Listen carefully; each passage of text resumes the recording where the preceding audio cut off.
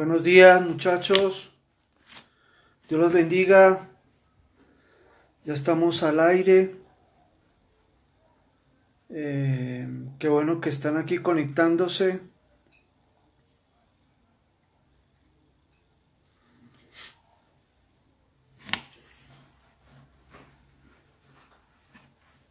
Helen, buenos días. Dios te bendiga. Qué bueno que se están conectando. Qué bueno que Dios nos dio otra oportunidad de compartir su palabra, de aprender más de Él, de su palabra. Los felicito por haberse levantado, conectado. Pudieron haber estado haciendo otra cosa, tal vez durmiendo hoy. Quedan ganas de quedarse en la camita. Pero qué bueno que se han levantado y se han conectado para escuchar la palabra de Dios. Los invito a que tengan su Biblia abierta, por favor, o su celular, porque la mayoría tiene ya la palabra en el celular, y su cuaderno, para que tomen apuntes y puedan verificar y repasar lo que vamos a aprender esta mañana. Hoy vamos a tocar un tema dando continuación a lo que vimos hace 8 días. Hace 8 días vimos el libro de Mateo, capítulo 5, y hablamos sobre las bienaventuranzas y hablamos de los pobres en espíritu que recibirán el reino de los cielos. Hoy vamos a dar continuación al tema y vamos a tocar el verso 4 del mismo capítulo, donde dice: bienaventurados los que lloran, porque ellos recibirán consolación. Vamos a ver de qué se trata llorar, de qué se trata esta continuación del mensaje de hace 8 días. Y vamos a dar unos minutos para que se sigan conectando. Francisco, buenos días, Dios te bendiga. Don Maris, buenos días. Tuclis, buenos días. Ana Coronel, buenos días, Ana, qué bueno tenerte por aquí. Aprovecho para felicitarte en tus cumpleaños, que Dios te bendiga y que te siga bendiciendo el Señor a ti y a tu familia. Bueno, si alguien me puede decir por favor si escuchamos bien, si se ve la imagen bien, si se escucha, por favor avísenme. Mauricio, ingeniero Mauricio, buenos días, gracias por conectarse y seguirnos en la palabra. Dayana, buenos días, Dios te bendiga. Saludo también a tu hija Grace, que sé que está ahí contigo escuchándonos. Grace, buenos días. Por favor, recuerden que a medida que vamos avanzando, ustedes pueden hacer escribiendo sus preguntas. Es raro que ustedes hagan preguntas y creo que la causa es porque les da pena. No creo que yo sea tan buen maestro y que exponga también que ustedes no entiendan nada. Los invito a que hagan preguntas, comentarios, que participen y yo voy a ir respondiendo en la medida que vaya avanzando sus preguntas. Bien, vamos a comenzar con nuestra palabra del día de hoy y vamos a comenzar orando. Señor, te doy gracias por esta mañana que nos has dado para servirte, sobre todo para servir a otros, para aprender de tu palabra, Señor, y pone en nuestro corazón afán de aprender, Señor, de escudriñar tu palabra en el nombre de Jesús. Bendigo a todos los que se conectan, Señor, que han tenido en su corazón a bien aprender de tu palabra y ser cada día más personas más parecidas a Cristo, ser moldeadas por tu palabra. En el nombre de Jesús, amén. Bien, vamos, si me acompañan por favor al libro de Mateo capítulo 5. Mateo capítulo 5. Si ya lo tienen, me avisan. Y comienzo como siempre haciendo una introducción. Ya lo había hecho hace 8 días porque estamos en el mismo libro de Mateo y en el mismo capítulo 5. Así que voy a hacer una introducción muy rápida para los que no se conectaron hace 8 días y para ponernos en contexto, pero va a ser a vuelo de pájaro, si pudiéramos decirlo. Mateo capítulo 5, verso 4 dice: bienaventurados los que lloran, porque ellos recibirán consolación. Es corto pero sustancioso. Bienaventurados los que lloran, porque ellos recibirán consolación. La tradición nos dice, como ya lo hemos dicho en varias veces del libro de Mateo, que es Mateo su autor, y que fue escrito acerca del año 50 al 75, siendo uno de los evangelios más tempranos. Mateo era el mismo recaudador de impuestos que ustedes a lo largo del libro o de otros evangelios lo describe como era la persona que recogía los impuestos, ¿no? Dijimos también que la estructura de Mateo está redactada, construida para los judíos, es decir, no para los que no conocían a Dios, no conocían, digamos, esa estructura de escrituras de los judíos, llamado la Torá o el Antiguo Testamento o los profetas, sino a los que sí conocían. Por eso la estructura de Mateo va dirigido a ellos porque utiliza mucha terminología y trae muchos profetas a colación, también para comprobar que Jesús era el Mesías que los profetas habían anunciado. Entonces, Mateo se esmera en confirmar que Jesús era el cumplimiento de lo que ellos estaban esperando. Bien, desde el capítulo 5 al capítulo 7 del libro de Mateo, vemos el Sermón del Monte. Lo llaman así porque Jesús lo pronunció en una llanura, en una colina que estaba cerca a Cafarnaún, en una montaña. Este sermón probablemente resume varios días de predicación. No es una sola predicación que Jesús se sentó y habló durante horas, sino que es el compendio de varias predicaciones y que lo han reunido escrituralmente en el Sermón del Monte. También dijimos que era una crítica hacia el sistema reinante tanto de fariseos como de saduceos y otras estructuras sociopolíticas que dominaban en aquel tiempo. Y era un llamado a volver a la ley, a la palabra de Dios, de volver a los profetas, porque se habían alejado con sus costumbres, sus ritos, sus tradiciones, de lo que realmente el ánimo de la palabra quería enseñar. Así que era un desafío al orgullo de los líderes religiosos legalistas. Era un llamado a regresar al Antiguo Testamento y sobre todo a las actitudes de obediencia del corazón, más que de la ley, más que del aspecto legalista. Así que en este contexto, Jesús está demandando de nosotros, así como le demandaba a los fariseos, también esta actitud de obediencia al corazón de Dios. Mateo tiene una estructura, sobre todo el Sermón del Monte, muy práctica, porque el capítulo 5 habla de las obligaciones y de las actitudes del corazón que Dios espera de nosotros hacia Él. Es decir, que el capítulo 5 nos habla de los que lloran, de la mansedumbre, de la justicia, del reino de Dios, en relación con lo que Él espera. Ese es como un canon de comportamiento y de actitudes del corazón hacia Dios. En el capítulo 6 vemos que el Sermón del Monte se dirige a una actitud de relación hacia la ley. Entonces, por eso es que vemos en el capítulo 6 que tiene que ver con la ley y cómo debería ser nuestro comportamiento con la ley. Por eso es que ella habla de no juzgar, que si tú quieres que los hombres hagan contigo, tú haz lo mismo con ellos, porque se trata de la ley.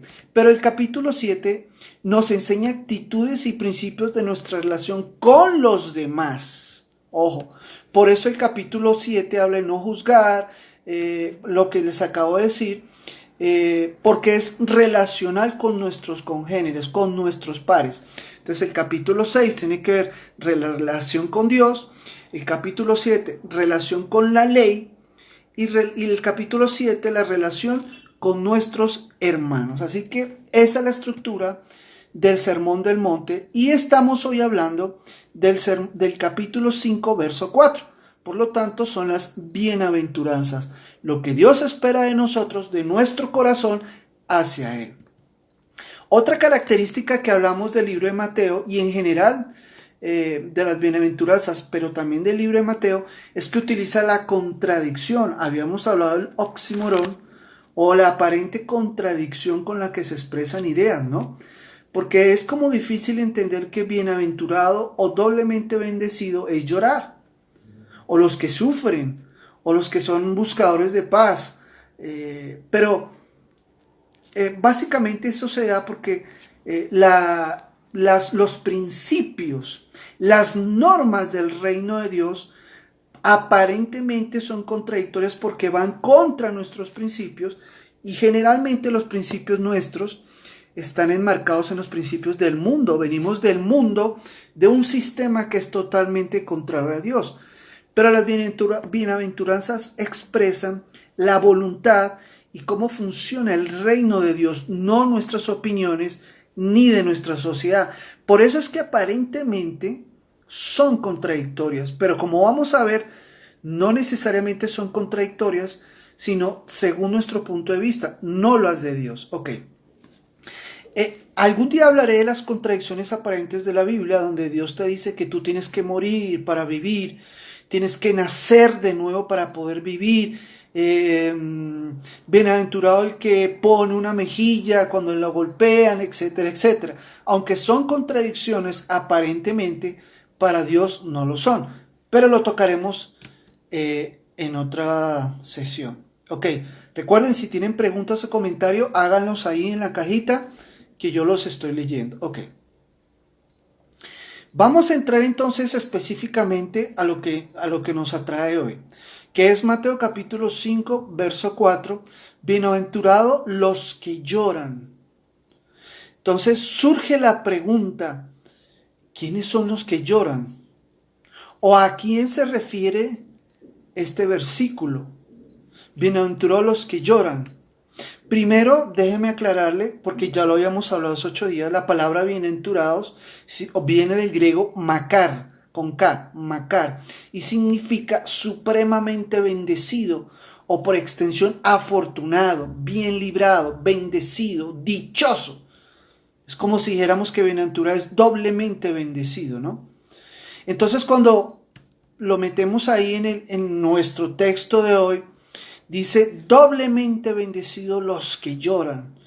Y eso trae como más contradicción, ¿no? Porque ¿cómo voy a ser doblemente bendecido si estoy llorando, estoy sufriendo? ¿Cómo podemos explicar eso? Ok. Entonces vamos a entrar si ya lo tienen, en el capítulo 5, verso 4. ¿A qué se referirá que somos doblemente bendecidos cuando lloramos? ¿Qué creen ustedes? ¿A qué se refiere la palabra los que lloran? ¿A quién va dirigido esto? ¿Qué creen ustedes? ¿Será que los que lloran son los que se golpean el dedo chiquito con la mesita de noche? ¿O se refiere a los que lloran porque no son cumplidos sus sueños, sus planes, su voluntad?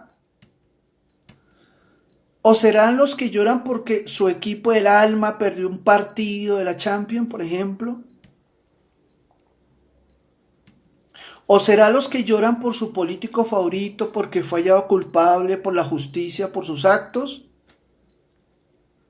¿O será el adolescente que llora por ser reprendido por sus padres por su mal comportamiento? ¿Qué creen ustedes? ¿A qué se referirá con los que lloran? ¿O será los que lloran viendo una película? ¿O será los que lloran viendo una novela? ¿Esos serán los que se refiere Dios? Bienaventurados los que lloran. ¿Qué creen ustedes? Por favor, escríbanme.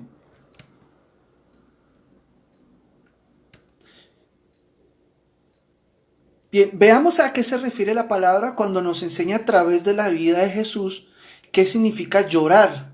Veamos las tres ocasiones cuando Jesús lloró. Veamos por qué Jesús lloró, a ver si de pronto nos da una pista de qué significa bienaventurados los que lloran. Número 1, está en Lucas 19:41, si me pueden acompañar. Lucas 19:41, o los que están anotando lo pueden anotar. Lucas 19:41. La primera vez que Jesús lloró fue por los que rechazan el Evangelio. Leamos el pasaje. Lucas 19:41. Y cuando llegó Jesús cerca de la ciudad, al verla, se está refiriendo a Jerusalén.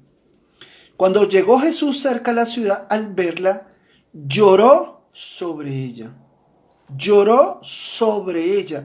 Hay otras versiones que dice lloró por ella, pero aquí dice en la Reina Valera, lloró sobre ella, diciendo, oh, si también tú conocieses, a lo menos en este tu día, lo que es para tu paz, mas ahora está encubierto de tus ojos. Porque vendrán días sobre ti, hablando de Jerusalén, cuando tus enemigos te rodearán con vallado y te sitiarán por todas partes, te estrecharán. Y te derribarán a tierra y a tus hijos dentro de ti, y no dejarán en ti piedra sobre piedra, por cuanto no conociste el tiempo de tu visitación. Tremenda palabra. Veamos. Jesús está profetizando acerca de un evento que sucedería en el año 70. Como ustedes bien saben, Jesús vivió hasta el año 30-33, más o menos fue el año de su muerte. Pero en el año 70, es decir, aproximadamente 40 años después de su muerte, Jerusalén fue destruida por los romanos, totalmente destruida por los romanos. Y Jesús se está refiriendo en este pasaje a esa futura destrucción de Jerusalén. Pero algo que me llama la atención, él no llora por la destrucción de Jerusalén, de sus muros o de su maravillosa arquitectura. Jesús llora porque él puede ver el mal que sobreviene a esta ciudad. Y las causas, él las dice. Él dice, por cuanto no reconociste el tiempo de tu visitación. Es decir, por cuanto no reconociste el tiempo de la visitación de Dios para tu pueblo. Vamos a ver, regresemos un momentico y leamos. Dice el verso 42. O si también tú conocieses, a lo menos en este tu día, ese era el día de Jerusalén, era el día en que Jesús, el Dios que ellos habían estado esperando, el Mesías, estaba llegando, pero no lo reconocieron. Dice, a lo menos en este tu día, lo que es para tu paz. En otras palabras, del reconocimiento de ese día, del tiempo de la visitación de Jesús a Jerusalén, dependía su paz. Mire lo que dice, mas ahora está encubierto de tus ojos. Ellos no tuvieron visión, pero no visión de los ojos, sino visión del corazón. Espiritualmente hablando, no tuvieron la visión de reconocer que el Mesías estaba llegando a Jerusalén. Y Jesús se conduele porque precisamente él iba a morir en la cruz para evitar el sufrimiento y la destrucción de su pueblo. Pero por falta de visión y de reconocer a Jesús como el Mesías, Jerusalén sería destruida en el año 70. Es fuerte, ¿no? Es tremendo. Entonces, ¿por qué lloró Jesús? Por las personas. Lloró de tristeza. No por sus muros, no por la belleza arquitectónica. Lloraba por las personas que lo estaban rechazando a él, que estaban ignorando, que no estaban conociendo el tiempo, la oportunidad que estaba frente a ellos, como lo dice el tiempo de la visitación. Muchachos, debemos llorar por las personas que rechazan la salvación que viene de Jesús. Los que no identifican su tiempo de visitación en sus vidas. Para ellos el tiempo futuro como Jerusalén no será muy halagador. Y no me refiero solamente aquí en la tierra. Les espera una eternidad sin Dios. O lo que es igual en oscuridad y tinieblas. Jesús lloraba porque él sabía el altísimo precio que se paga por rechazar una vida de perdón, una eternidad donde no hay dolor o sufrimiento o enfermedad. No seamos ingenuos, por favor. El precio por rechazar a Jesús siempre se paga. El llorar por las personas que rechazan a Dios demuestra muchísima misericordia, amor y empatía por ellos. La palabra llorar en este pasaje significa o viene del griego klaio, con K al principio. Klaio. Mira lo que significa.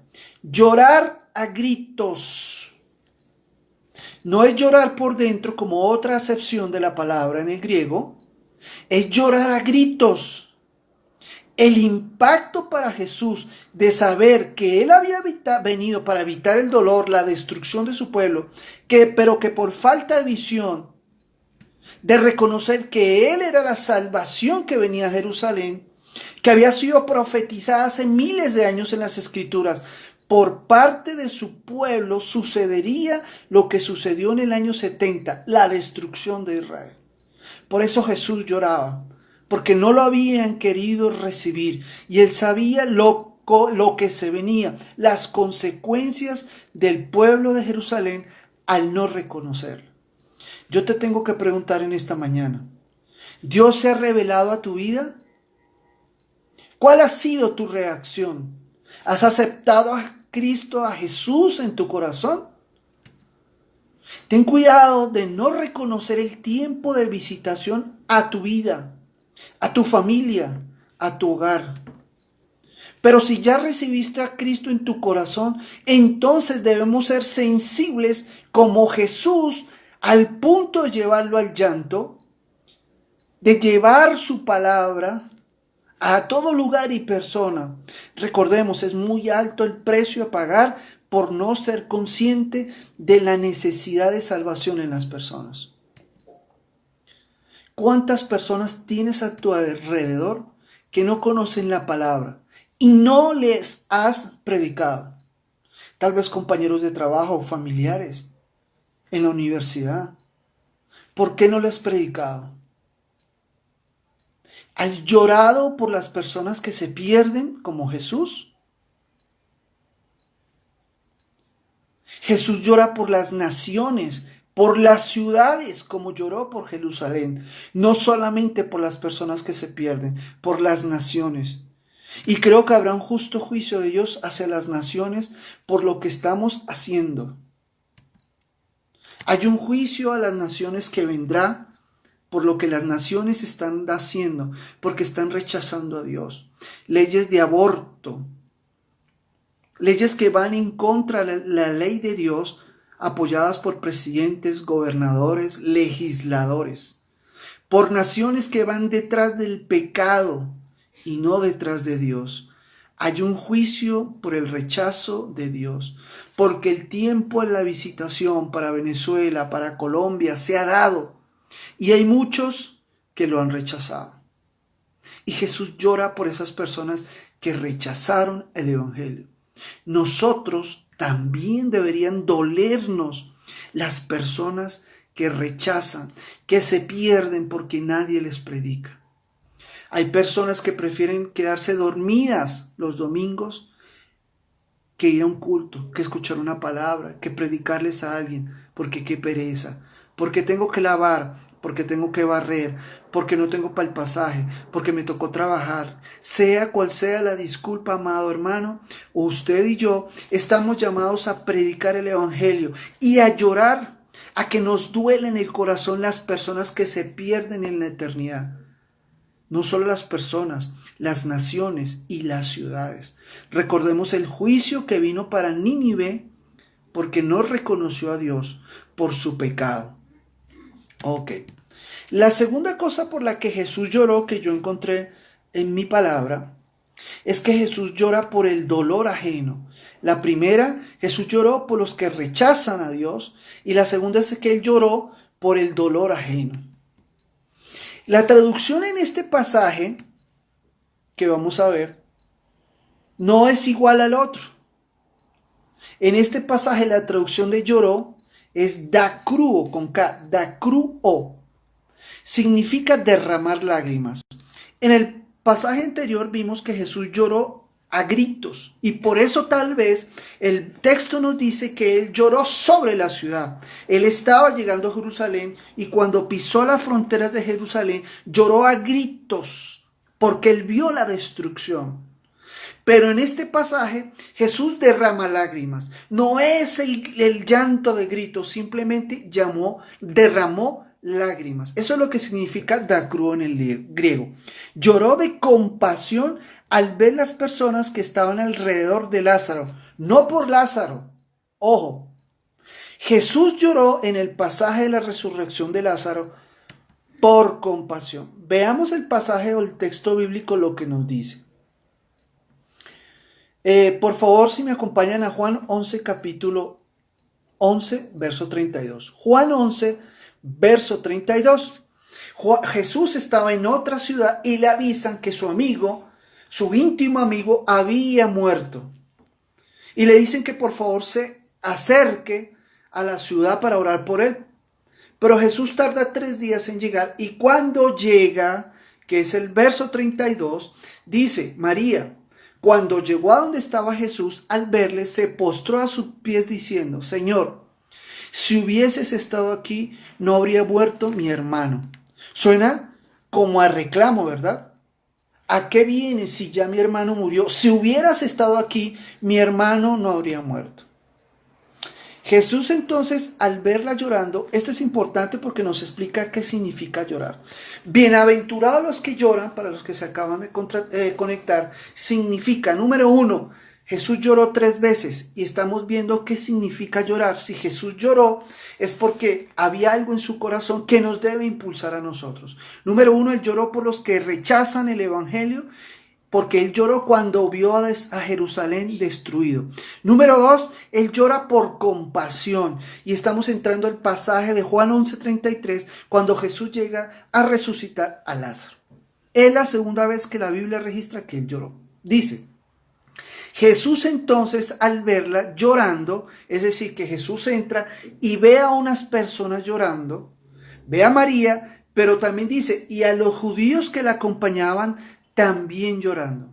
En ese escenario, cuando Jesús entra y ve a todo el mundo llorando, siente compasión y dice, se estremeció en espíritu y se conmovió. Y dijo, ¿dónde le pusiste? Le dijeron, Señor, ven y ve. Y Jesús en el verso 35 lloró. Dijeron entonces los judíos, mirad cómo le amaba. Y algunos de ellos dijeron, ¿no podía este que abrió los ojos al ciego haber hecho también que Lázaro no muriera? Jesús, profundamente conmovido otra vez, había conmoción en su corazón, vino al sepulcro. Era una cueva y tenía una piedra puesta encima. Y dijo, quitad la piedra. Marta, la hermana del que había muerto, dijo, Señor, hiere ya, porque es de 4 días. Jesús le dijo, ¿no te he dicho que si crees verás la gloria de Dios? Así como Jesús se compadeció por otros, nosotros nos debemos compadecer por los que sufren. La indolencia con el dolor del prójimo es altivez y orgullo espiritual. No es raro que nos hayamos vuelto indolentes, sobre todo cuando a diario vemos en televisión, en la prensa, en internet, noticieros, sobre todo, que hay tanto dolor, tanto sufrimiento, tanta tragedia, porque las noticias solo hablan de eso, de calamidades y desgracias. Pero nos hemos cauterizado la conciencia, como habla Pablo en el libro de Timoteo, que ya no nos importa ver cuando dicen en un noticiero que hubo una masacre y masacraron 15 personas o 20, cuando explotó una bomba y se murieron 1500 personas. Es como si el presentador de noticias dijera, hoy estalló una bomba en Beirut y murieron 1500 personas. Y mañana más noticias, ahora vamos con los deportes. Dios mío, nos hemos cauterizado al dolor de los demás. Cualquier persona debería escandalizarse con lo que ve a diario, con el dolor y con la tristeza, porque no hay compasión en nuestro corazón. Se produce una cauterización del corazón hacia el dolor, por tanto dolor que vemos y vemos que es normal. Nos hemos acostumbrado a la miseria y al dolor de las personas. Nos parece normal. Por eso Pablo lo dice en su epístola primera de Timoteo. Eso nos recuerda a la parábola del buen samaritano, que pasó por encima al herido que estaba en el camino, no lo ayudó, no lo auxilió, y tal vez porque iba muy tarde al culto o a la escuela dominical. Tengo que hacerte entonces una pregunta. ¿A cuántos has ayudado ¿O te has compadecido y has actuado para hacerle más llevadero su dolor en su situación? ¿Te compunge el Espíritu Santo en esas situaciones? El Evangelio es claro, debemos llorar con los que lloran y debemos reír con los que ríen. Aunque me temo que en estos tiempos son más los que lloran sin Cristo que los que ríen sin Él. Jesús nos invita a llorar, a compadecernos del dolor de los demás. Hermano querido, hay mucho dolor alrededor nuestro. Tal vez el compañero que tienes al lado de tu oficina. Tal vez el compañero que tienes al lado en la iglesia. Tal vez el familiar que hace tiempo no llamas. Hay mucho dolor en la sociedad, en el mundo, porque ha rechazado a Cristo. Y nosotros tenemos la capacidad de llorar y consolarlos, como veremos más adelante. Número 1, Jesús lloró por los que rechazan el Evangelio. Número 2, Jesús lloró porque se compadece de las personas. Jesús se compadece. No es un Dios insensible. No es un Dios que no está acostumbrado a nuestras penas. Jesús caminó en medio nuestro y Él sabe cuál es nuestro dolor, cuáles son nuestras penas. Tenemos un Dios que se compadece con nuestro sufrimiento y con nuestro dolor. A excepción o a diferencia de otros ritos y otras religiones, nuestro Dios está cercano. En otras religiones, por ejemplo, leí en la santería, hay muchas divinidades que son intermediarias o mensajeras con el Dios principal. ¿Por qué? Porque nosotros o las personas que creen en eso no pueden llegar al Dios de la santería. Llámelo como lo llamen, no recuerdo el nombre. Entonces necesitan divinidades menores hacerles sacrificios, por eso matan gallinas, matan palomas, para poder tener a ese acceso, a ese Dios inaccesible, allá altísimo, que no le interesa el dolor ni la historia de la humanidad. Pero nosotros tenemos un Dios que por amor vino a la tierra, se hizo hombre, se despojó a sí mismo de su divinidad, de su riqueza, de su poder, se hizo hombre, caminó entre nosotros, sufrió, fue tentado hasta lo sumo que dio su vida por nosotros. Él es el ejemplo de compadecerse por nosotros. Aún siendo Dios, no nos tuvo en menos. Nos amó tanto que vino y murió por nosotros. ¡Qué ejemplo! Pero nosotros, no, nosotros somos el pastor, somos el apóstol, el arcángel, casi que ya lo nombran. Él no puede ir a visitar a un hermano, él no puede compadecerse, él no puede ayudar a alguien porque contaminan su unción, su manto lo ensucia. Y lo digo porque el sermón del monte está dirigido a los apóstoles, no a la multitud. Está dirigido a las personas que conocen de la palabra. Así que tengamos mucho cuidado. El centro del evangelio es la compasión hacia mi hermano. Amar a Dios, pero amar al prójimo como a mí mismo. No tiene que ver el cristianismo con ir al culto, pagar los diezmos, ir a líderes, a formación. Eso es muy bueno. Pero el centro del evangelio es la compasión y el amor hacia mí mismo y hacia los demás. Eso no quiere decir que yo tenga que alcahuetear a los demás. Ojo, tiene que ver con consolar, compadecernos por las consecuencias de las personas que están allá afuera que no buscan de Dios, como le pasó a Jerusalén. Número 3, repaso. Número 1, Jesús lloró por los que rechazan el evangelio. Segundo, Jesús lloró porque se compadecía en su corazón. Había compasión. Bien, número 3, Jesús lloró porque aborrece el pecado. Jesús lloró hasta el último momento.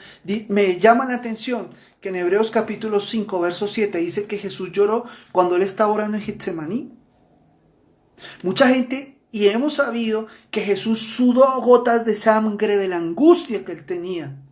Pero Hebreos dice que él lloró, que él derramó lágrimas. Y él lloró y derramó lágrimas allá en Getsemaní, en la noche cuando él estaba orando, sabiendo que lo iban a venir a buscar, y sus discípulos no pudieron velar con él, sino que se durmieron, él lloró en ese momento y le decía a Dios, no, si puedes librarme de esta copa que debe pasar, si no, hágase tu voluntad, no se haga mi voluntad. Él sabía que el secreto de cumplir su labor aquí en la tierra era que se hiciera la voluntad de Dios, no la de él. Y en el último momento, él aborreció el pecado. Él sabía que si él era oído por el Padre y no pasaba esta copa, estaría en pecado. Veamos, leamos, por favor. Porque ir a la cruz significa quebrantamiento. No puedes ir a la cruz haciendo tu voluntad. Es imposible. Y Jesús lo sabía. Él sabía que en horas, tal vez en minutos, lo venían a buscar, y era necesario dejar claro al Padre que se tenía que hacer tu voluntad, y la voluntad de Dios no es el pecado. Hebreos capítulo 5, verso 7. Y Cristo, en los días de su carne, ofreciendo ruegos y súplicas con gran clamor y lágrimas, estaba llorando, al que le podía librar de la muerte, fue oído a causa de tu temor. Pero él dijo, ¿qué dijo? No se haga mi voluntad, sino la voluntad de Dios. Mire, amigo hermano que me escucha, nosotros debemos llorar por aborrecer el pecado. Debemos llorar contristados por el impacto que tiene el pecado en nuestras vidas. No llorar por las cosas del mundo. Mire lo que dice 2 Corintios 7:10. Pablo, 2 Corintios verso 7:10. Porque la tristeza que es según Dios produce arrepentimiento para salvación. De que no hay que arrepentirse, pero la tristeza del mundo produce muerte. Cuando la bienaventuranza nos dice, bienaventurados los que lloran, no se está refiriendo, como dije al principio, los que lloran porque su novia lo dejó, o porque su novia lo dejó, o porque se pegó con el dedo chiquito en la mesita de noche. No. Está hablando de la tristeza que viene de Dios, produce arrepentimiento para salvación. Nosotros debemos llorar como hizo Cristo por el pecado, por el impacto que tiene el pecado en nuestras vidas. Porque la tristeza o el llanto que viene del mundo produce muerte, pero la que produce el arrepentimiento, las lágrimas que produce el arrepentimiento por el pecado, producen salvación. Qué tremendo, ¿no? Así que, resumiendo, cuando en nuestro texto base hablamos de que bienaventurados los que lloran, porque recibirán consolación, significa los que lloran en tres cosas, porque Jesús lloró por tres motivos. 1, por los que rechazaron el Evangelio. 2, por el dolor ajeno que está sufriendo el mundo. Usted debe llorar por los que están ahorita en una cama. Es más, hay muchos que ni siquiera tienen cama, que están contagiados por el COVID y no tienen ni una cama, no tienen acceso a una atención en una UCI.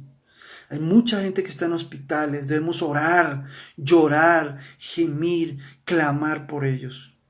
Número 3, porque aborrece el pecado. Los que lloran por estas situaciones, Dios les tiene una promesa, recibirán consolación. Veamos qué significa consolación, porque yo sé que se van a sorprender. Yo me sorprendí cuando investigué ahorita eso. Dice, la traducción de consolación corresponde al griego parakaleo, con K, parakaleo. Y significa en griego, mire lo que significa consolación en griego. Llamar cerca, invitar, invocar. Cuando damos consolación a otras personas, lo que estamos haciendo es invitar a la persona a estar más cerca con nosotros, porque le abrimos nuestro corazón. Arropamos a esas personas para que reciban consolación.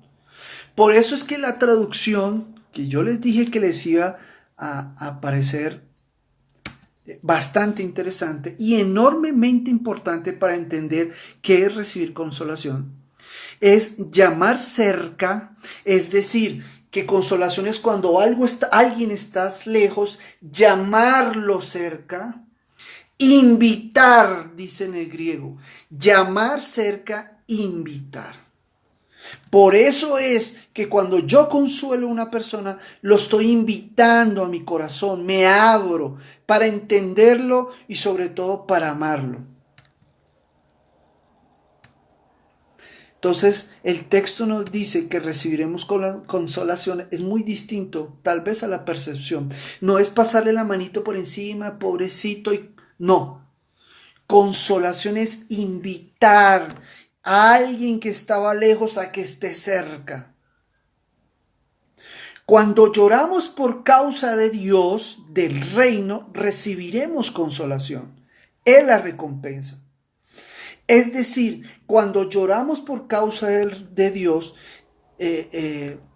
según el reino, recibiremos consolación. Es decir, Dios nos llama, nos invita, nos trae a que estemos más cerca de su corazón. Cuando consolamos a otros, Dios nos trae cerca para que tengamos mayor intimidad con Él, nos acerca a su corazón. Casi que podemos tocar su corazón. Cuando somos consolados, entramos al corazón de Dios. Y eso, mi amado hermano, se llama adoración. La adoración no es más que estar cerca, que estar en contacto, que tocar el corazón de Dios. No tiene que ver con instrumentos. Y es interesante que a través de la consolación entramos al corazón de Dios. Lo mismo que produce la adoración. Qué interesante. La consolación es la recompensa de Dios, es decir, somos atraídos por Dios. Los que lloran por causa del reino serán atraídos a su corazón. Eso es consolación. Somos traídos a un mayor nivel de intimidad al corazón del Padre. Es por eso que este sermón del monte, bienaventurados los que lloran, porque ellos recibirán consolación, está dirigido a los apóstoles, no a la multitud. Cuando Jesús se fue a pronunciar el sermón del monte, dice que él se alejó de la multitud, se sentó, vinieron a él los apóstoles y él abrió su boca y les enseñaba. ¿Por qué?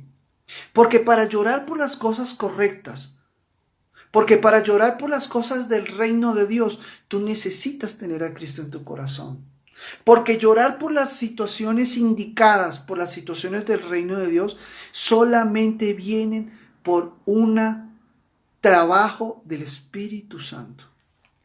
Nosotros por iniciativa no podemos llorar por los que sufren, no podemos aborrecer el pecado, al contrario, si no tenemos al Espíritu Santo nos contentamos en el pecado.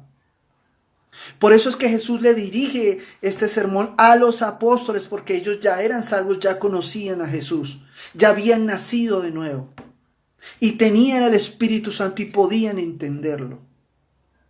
Mi amado hermano, si usted no tiene Cristo en su corazón, o si me está escuchando alguien que no tiene Cristo en su corazón, hoy es el día. Hoy es el día de visitación a su vida. No lo rechace, abra su corazón. Número 1. Y número 2, porque vendrá el Espíritu Santo a su corazón y lo volverá sensible a su espíritu. Recordemos, las cosas espirituales deben ser discernidas en el espíritu. Una persona que no ha nacido de nuevo, que no ha sido redimido por Cristo, no puede entender las cosas del espíritu. La palabra dice que para él son locura. Hermano querido, espero que ustedes hayan entendido y que haya habido alguna claridad a lo que significa bienaventurados los que lloran porque serán consolados. Los que lloran por las causas correctas serán consolados, atraídos por Dios hacia Él para un nivel mayor de intimidad y de adoración al Padre. Espero que haya sido de edificación para su vida esta palabra que hemos compartido hoy. Y la invitación es que usted también se acerque a la palabra, que lea. Y usted también sea edificado, que Dios se revele a su palabra. Vamos a leer algo que me comentan. Pastor, yo pensaba que era debilidad de mi parte sentir dolor y compasión por la situación de otras personas. Está bien sentir debilidad y compasión de las personas, no es una debilidad. El problema es que cuando la compasión o el sentir dolor por otras personas no viene de Dios, viene del mundo. ¿Qué pasa cuando la compasión y el dolor por otras personas no vienen de Dios sino del mundo? Que las otras personas se van a aprovechar de ti, muy seguramente. Como tú eres buena gente y hay debilidad y te preocupas por los demás y lloras con los demás, las personas se aprovechan de eso.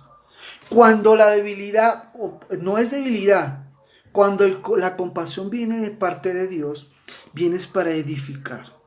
Ojo.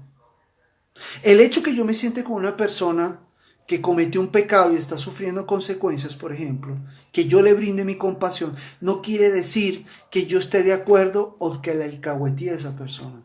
No podemos confundir compasión con alcahuetear que esa persona está llorando y sufriendo, entonces yo voy a llorar con él y de alguna manera validar lo que él está haciendo. Ojo, tener compasión es atraer a la persona, abrir su corazón, pero para darle una palabra que venga de parte de Dios. De otra manera, esa otra persona, si no conoce a Dios, ese sufrimiento y ese dolor van a ser repetitivos, porque no está cambiando la raíz de los problemas. La raíz de su problema no es que él está sufriendo. La raíz del problema es que no está caminando en las normas, en los estatutos y en los principios de Dios. Por lo tanto, usted le puede consolar, si es problema de dinero, usted le puede prestar, que no lo recomiendo porque esa no es la solución, sino la solución a lo que viene la compasión es descubrir la raíz del problema. Y generalmente los problemas que están viviendo las personas es porque están alejadas de Dios. Me responden, hoy siento dolor por alguien, ¿cómo hago para dejar de sentirlo? No puedes dejar de sentirlo, porque tú no eres una máquina que apaga un switch y manejas tus emociones. Lo que sí debes hacer es enmarcar ese dolor en lo que dice la palabra de Dios. ¿Qué dice la palabra de Dios? Tú puedes sentir debilidad, la persona que me escriba.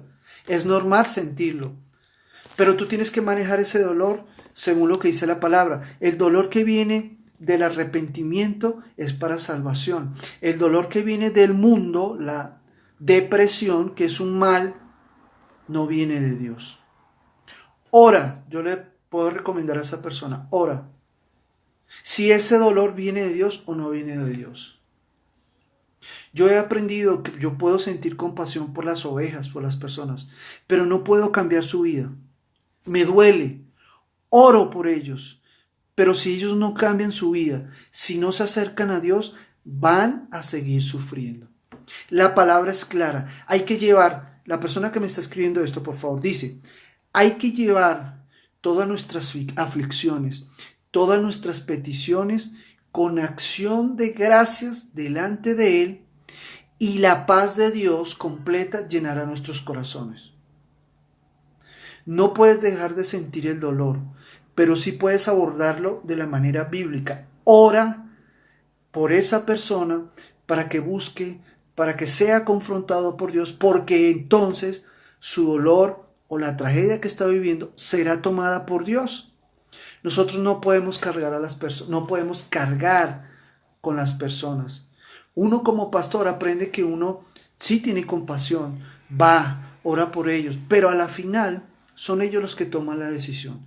Y en el 99.9% de las situaciones que pasan las personas es una raíz espiritual. Y es porque se han alejado de Dios. Eso es lo que yo tengo que decir en mi corta experiencia. ¿Ok? Aquí me dice, la gente también tiene que tomar decisiones y buscar de Dios correctamente. El hecho que yo sienta compasión por algo no quiere decir que esa persona va a cambiar. No, yo siento compasión por su dolor, pero bíblicamente yo tengo que expresar la palabra de Dios, acercarlo a Dios. Esa es la solución para los problemas. No prestarle plata, solucionarle los problemas, porque lo que estoy creando es mayores problemas. Ok, bueno muchachos, no hay más preguntas, comentarios. Bueno, hoy estuvo entretenido porque comentaron más, preguntaron más. ¿No hay más preguntas? Bueno, entonces los invito por favor a que visiten nuestras redes, visiten en nuestro canal de Instagram y de YouTube, donde voy a subir este video ya editado en unos minutos en YouTube.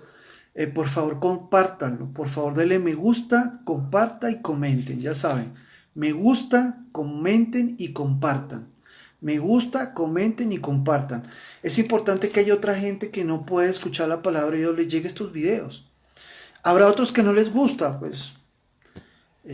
Les comento que, por ejemplo, hay mucha gente que me ha insultado por redes porque dice que yo soy un estafador, un engañador. Bueno, hay personas que no, uno no es monedita de oro, mucho menos las cosas de Dios le caen bien a todas las personas. Pero más allá de eso, debemos predicar. Muchachos, prediquen la palabra de Dios.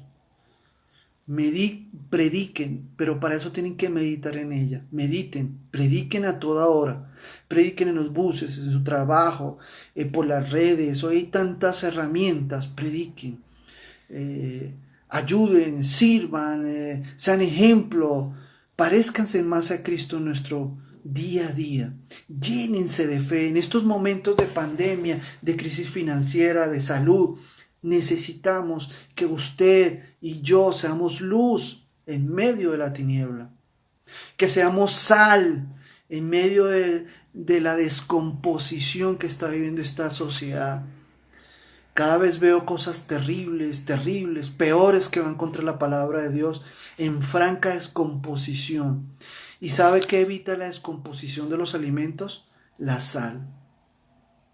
Usted y yo tenemos esa gran responsabilidad, ser sal y luz. Muchachos, gracias por haberse conectado. Los bendigo en el nombre de Jesús, ahí donde estén. Les deseo una semana de éxitos, de paz, de felicidad, de abundancia en el Espíritu, de crecimiento en el Espíritu, del cumplimiento del propósito de Dios para sus vidas. Los bendigo. Por favor, visítenos en las redes. En el grupo de WhatsApp escriban, participen, oremos los unos por los otros. Y como dice la palabra, la paz de Dios llenará nuestros corazones. Los bendigo en el nombre de Jesús. Nos vemos el próximo domingo. Y visiten nuestras redes, muchachos. Dios los bendiga. Chao.